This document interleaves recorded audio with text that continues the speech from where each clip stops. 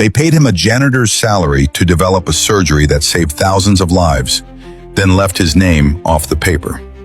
In 1930, Vivian Thomas was a 19-year-old black man in Nashville with a dream to become a doctor.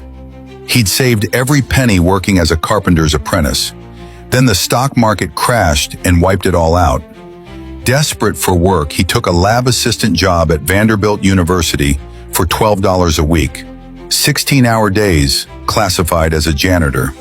He never made it back to school, but what he did instead changed medicine forever. According to Johns Hopkins Medical Archives, Thomas's boss, Dr. Alfred Blalock, quickly realized he'd found something rare, a surgical genius with hands more skilled than most trained surgeons. In 1941, when Blalock was offered the position of chief of surgery at Johns Hopkins, he accepted on one condition: Vivian Thomas had to come with him. But at Johns Hopkins, the grandson of an enslaved person couldn't enter through the front door. He was paid a janitor's wage, while white men doing the same job made significantly more. He couldn't wear his white lab coat in the hallways because it caused too much attention. Baltimore's segregation was worse than anything he'd endured in Nashville.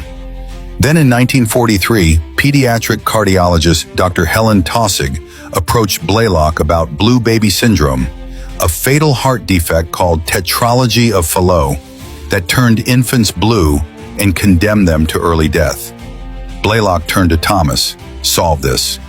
For nearly 2 years, Thomas operated on 200 dogs, recreating the heart defect, developing surgical instruments by hand when none existed, and perfecting a technique to repair it.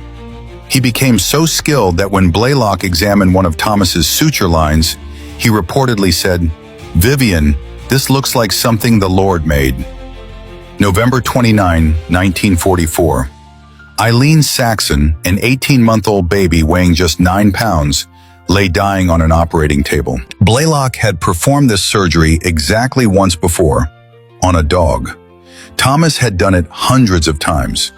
According to historical accounts documented by Johns Hopkins, Thomas stood on a step stool behind Blalock, coaching him through every cut, every stitch.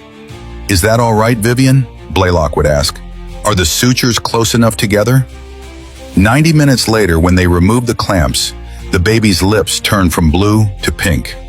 Thomas wrote, "You have never seen anything so dramatic. It was almost a miracle." The surgery was a success. Within 1 year, they performed the procedure on more than 200 babies. Parents traveled thousands of miles to Johns Hopkins, bringing dying children for the operation that would become known worldwide as the Blalock-Taussig shunt. But Thomas's name wasn't on the paper. Time magazine in 1945 praised Blalock and Taussig. No mention of Thomas. Photos of the surgical team excluded him. For decades, the world didn't know. Yet inside Johns Hopkins, Thomas became a legend. Cardiac surgeon Dr. Denton Cooley, who watched that first surgery, later said, "There wasn't a false move, not a wasted motion when he operated. Even if you'd never seen surgery before, you could do it because Vivian made it look so simple." Thomas trained generations of the world's most famous heart surgeons for 35 years. They called him the best surgeon in the room, even though he was never allowed to operate on a living patient. In 1976, 32 years after that first blue baby operation, Johns Hopkins finally awarded Thomas an honorary doctorate. Not a medical degree, but a doctor of laws, because university restrictions wouldn't allow it. Still, from that day forward, he was called Dr. Thomas. His portrait now hangs beside Blalock's in Johns Hopkins Hospital.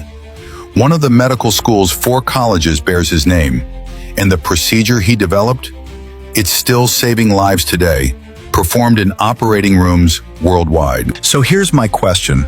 How many black geniuses built the foundations of American achievement while being paid poverty wages and erased from history?